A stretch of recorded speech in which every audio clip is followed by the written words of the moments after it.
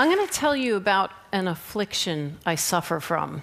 And I have a funny feeling that quite a few of you suffer from it as well. When I'm walking around an art gallery, rooms and rooms full of paintings, after about 15 or 20 minutes, I realize I'm not thinking about the paintings. I'm not connecting to them. Instead, I'm thinking about that cup of coffee I desperately need to wake me up. I'm suffering from gallery fatigue. How many of you out there suffer from, yes, ha ha, ha ha. Sometimes you might last longer than 20 minutes or even shorter, but I think we all suffer from it. And do you have the accompanying guilt? For me, I look at the paintings on the wall and I think somebody has decided to put them there, thinks they're good enough to be on that wall, but I don't always see it. In fact, most of the time I don't see it. And I leave feeling actually unhappy. I feel guilty and unhappy with myself. Rather than thinking there's something wrong with the painting, I think there's something wrong with me. And that's not a good experience to leave a gallery like that. The thing is, I think we should give ourselves a break. If you think about going into a restaurant, when you look at the menu, are you expected to order every single thing on the menu? No, you select. If you go into a department store to buy a shirt, are you going to try on every single shirt and want every single shirt? Of course not. You can be selective. It's expected. How come then it's not so expected to be selective when we go to an art gallery? Why are we supposed to have a connection with every single painting? Well, I'm trying to take a different approach. And there's two things I do. When I go into a gallery, first of all, I go quite fast. And I look at everything, and I pinpoint the ones that make me slow down for some reason or other. I don't even know why they make me slow down, but something pulls me like a magnet. And then I ignore all the others, and I just go to that painting. So it's the first thing I do is I do my own curation. I choose a painting. It might just be one painting in 50. And then the second thing I do is I stand in front of that painting, and I tell myself a story about it. Why a story? Well, I think that we are wired, our DNA tells us to tell stories. We tell stories all the time about everything, and I think we do it because the world is kind of a crazy, chaotic place. And sometimes stories, we're trying to make sense of the world a little bit, trying to bring some order to it. Why not apply that to our looking at paintings? So I now have this sort of restaurant menu visiting of art galleries. There are 3 paintings I'm going to show you now that are paintings that made me stop in my tracks and want to tell stories about them. The first one needs little introduction. Girl with a Pearl Earring by Johannes Vermeer, 17th century Dutch painter. This is the most glorious painting. I first saw it when I was 19, and I immediately went out and got a poster of it. And in fact, I still have that poster 30 years later. It's hanging in my house. It's accompanied me everywhere I've gone. I never tire of looking at her. What made me stop in my tracks about her, to begin with, were just the gorgeous colors he uses and the light falling on her face. But I think what's kept me still coming back year after year is another thing, and that is the look on her face, the conflicted look on her face. I can't tell if she's happy or sad, and I change my mind all the time. So that keeps me coming back. One day, 16 years after I had this poster on my wall, I lay in bed and looked at her, and I suddenly thought, I wonder what the painter did to her to make her look like that. And it was the first time I'd ever thought that the expression on her face is actually reflecting how she feels about him. Always before, I had thought of it as a portrait of a girl. Now I began to think of it as a portrait of a relationship. And I thought, well, what is that relationship?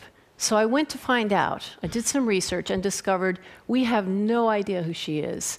In fact, we don't know who any of the models in any of Vermeer's paintings are. And we know very little about Vermeer himself, which made me go, yippee! I can do whatever I want. I can come up with whatever story I want to. So here's how I came up with the story. First of all, I thought, I've got to get her into the house. How does Vermeer know her? Well, there have been suggestions that she is his 12-year-old daughter.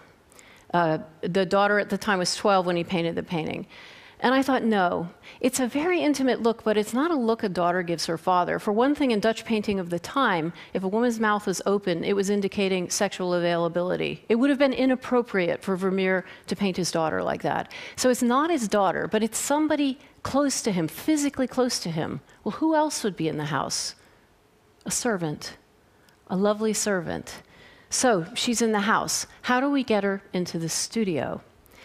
We don't know very much about Vermeer, but the little bits that we do know, one thing we know is that he married a Catholic woman. They lived with her mother in a house where he had his own room, his studio.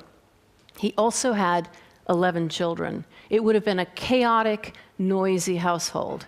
And if you've seen Vermeer's paintings before, you know that they're incredibly calm and quiet. How does a painter paint such calm, quiet paintings with 11 kids around? Well, he compartmentalizes his life. He gets to the studio and he says, nobody comes in here. Not the wife, not the kids. Okay, the maid can come in and clean. She's in the studio. He's got her in the studio, they're together, and he decides to paint her. He has her wear very plain clothes. Now, all of the women, or most of the women in Vermeer's other paintings, wore velvet, silk, fur, very sumptuous materials. This is very plain. The only thing that isn't plain is her pearl earring. Now, if she's a servant, there is no way she could afford a pair of pearl earrings. So those are not her pearl earrings. Whose are they? We happen to know there's a list of Katerina, the wife's clothes. Amongst them, a yellow coat with white fur, a yellow and black bodice. And you see these clothes on lots of other paintings, different women in the paintings, Vermeer's paintings. So clearly her clothes were lent to various different women. It's not such a leap of faith to take that that pearl earring actually belongs to his wife. So we've got all the elements for our story. She's in the studio with him for a long time. These paintings took a long time to make. They would have spent them time alone, all that time. She's wearing his wife's pearl earring. She's gorgeous. She obviously loves him. She's conflicted. And does the wife know? Maybe not. And if she doesn't, well, that's the story. The next painting I'm going to talk about is called Boy Building a House of Cards by Chardin. He's an 18th century French painter, best known for his still lifes, but he did occasionally paint people. And in fact, he painted 4 versions of this painting, different boys building houses of cards, all concentrated. I like this version the best because some of the boys are older and some are younger. And to me, this one, like Goldilocks' porridge, is just right.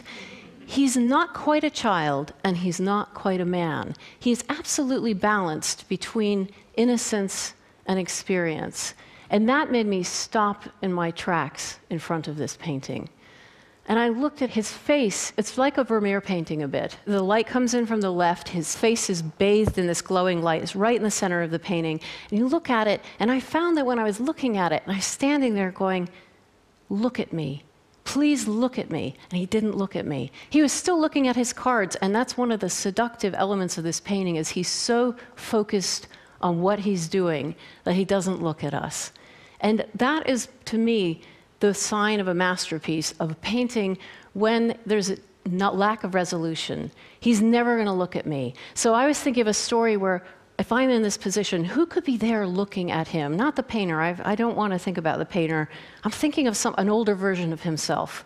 He's a man, a servant, an older servant looking at this younger servant saying, look at me. I want to warn you about what you're about to go through. Please look at me. And he never does. And that lack of resolution, the lack of resolution in Girl with a Pearl Earring, we don't know if she's happy or sad. I've written an entire novel about her, and I still don't know if she's happy or sad. Again and again, back to the painting, looking for the answer, looking for the story to fill in that gap. And we may make a story, and it satisfies us momentarily, but not really. And we come back again and again. The last painting I'm going to talk about is called Anonymous by Anonymous. This is a Tudor portrait bought by the National Portrait Gallery. They thought it was a man named Sir Thomas Overbury. And then they discovered that it wasn't him, and they have no idea who it is. Now, in the National Portrait Gallery, if you don't know the biography of the painting, it's kind of useless to you. They can't hang it on the wall because they don't know who he is. So unfortunately, this orphan spends most of his time in storage, along with quite a number of other orphans, some of them some beautiful paintings. This painting made me stop in my tracks for 3 reasons. One is the disconnection between his mouth that's smiling and his eyes that are wistful. He's not happy, and why isn't he happy? The second thing that really attracted me were his bright red cheeks.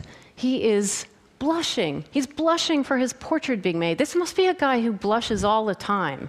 What is he thinking about that's making him blush?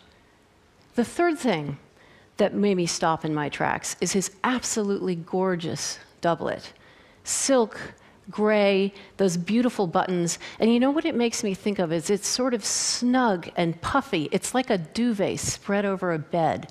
I kept thinking of beds and red cheeks, and of course I kept thinking of sex when I looked at him.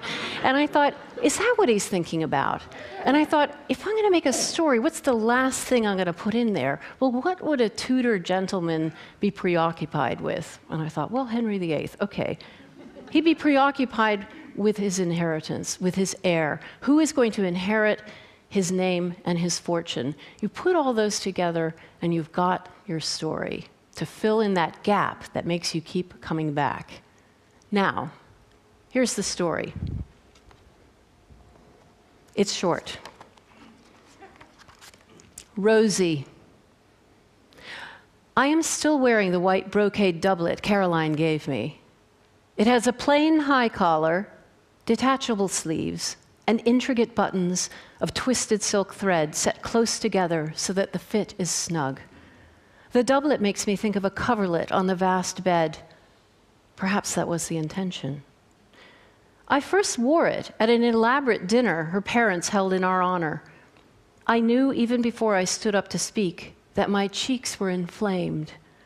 I have always flushed easily, from physical exertion, from wine, from high emotion. As a boy, I was teased by my sisters and by schoolboys, but not by George. Only George could call me Rosie. I would not allow anyone else. He managed to make the word tender. When I made the announcement, George did not turn rosy, but went pale as my doublet. He should not have been surprised. It has been a common assumption that I would one day marry his cousin. But it is difficult to hear the words aloud. I know I could barely utter them. Afterwards, I found George on the terrace overlooking the kitchen garden. Despite drinking steadily all afternoon, he was still pale. We stood together and watched the maids cut lettuces. "What do you think of my doublet?" I asked. He glanced at me. "That collar looks to be strangling you." "We will still see each other," I insisted. "We can still hunt and play cards and attend court. Nothing need change." George did not speak. "I am 23 years old. It is time for me to marry and produce an heir. It is expected of me." George drained another glass of claret and turned to me.